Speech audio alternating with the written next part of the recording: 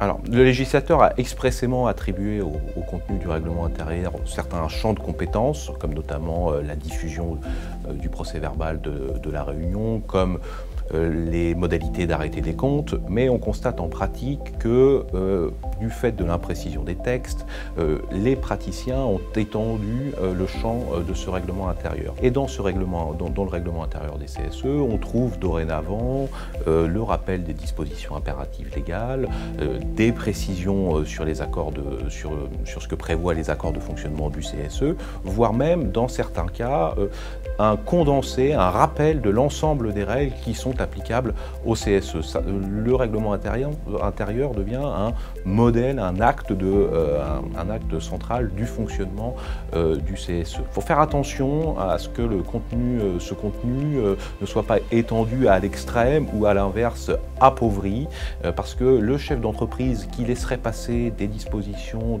dans un règlement intérieur qui serait au-delà des compétences naturelles du CSE serait obligé d'engager des contentieux pour faire annuler les clauses qui lui paraîtraient illicites.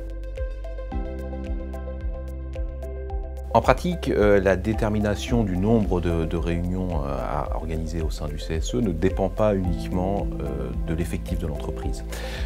On constate que certains partenaires sociaux ont voulu aller plus loin que les simples réunions programmées ou exceptionnelles qui peuvent être convoquées à la majorité des membres présents du CSE ou en cas de circonstances graves dans l'entreprise. La fixation du nombre de réunions dépend des pratiques des entreprises, notamment issues des anciennes pratiques des délégués du personnel où il y avait des réunions plus fréquentes que celles prévues par le Code du travail pour le CSE. Donc on constate une véritable adaptation aux usages de l'entreprise. Certaines entreprises ont voulu formaliser les réunions préparatoires dans l'optique de fluidifier les réunions plénières. Donc on a des accords de mise en place du CSE qui ont fixé un nombre minimal ou maximal de réunions préparatoires, un délai entre les réunions préparatoires et les réunions plénières. Donc on a vraiment une multitude de choix et c'est aux praticiens d'arrêter ces pratiques en fonction des objectifs qu'ils s'assignent et des contraintes qu'ils identifient. Alors, les participants en réunion du CSE doivent être recherchés tant à l'intérieur qu'à l'extérieur de l'entreprise.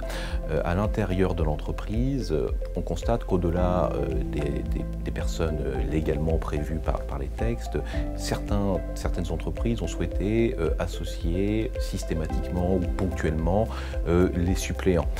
Pourquoi? Pour essayer de les investir dans leur mission et de leur permettre d'être le plus efficace possible quand ils remplacent un titulaire éventuellement au pied levé, de savoir de quoi on va parler à la réunion et de quoi on a parlé aux réunions d'avant. D'autres entreprises ont prévu de faire participer aux réunions du CSE des membres, des représentants de proximité. À l'extérieur de l'entreprise, on a des participants obligatoires, notamment lorsque on traite des questions d'hygiène et de sécurité. D'autres entreprises ont également prévu la possibilité de faire participer à ces réunions de CSE des membres de sociétés extérieures appartenant au groupe, notamment dans le cadre d'instances locales. Donc là aussi, la liberté est grande et le choix des acteurs est important.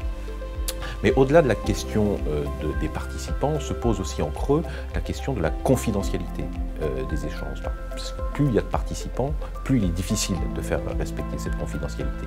Et cette question de la confidentialité se pose aussi avec une acuitance plus élevée actuellement en matière de réunion à distance. À distance, il est beaucoup plus difficile de savoir qui assiste à la réunion. En pratique, il est impossible de savoir qui se trouve derrière un écran lorsque l'on participe à distance à une réunion du CSE.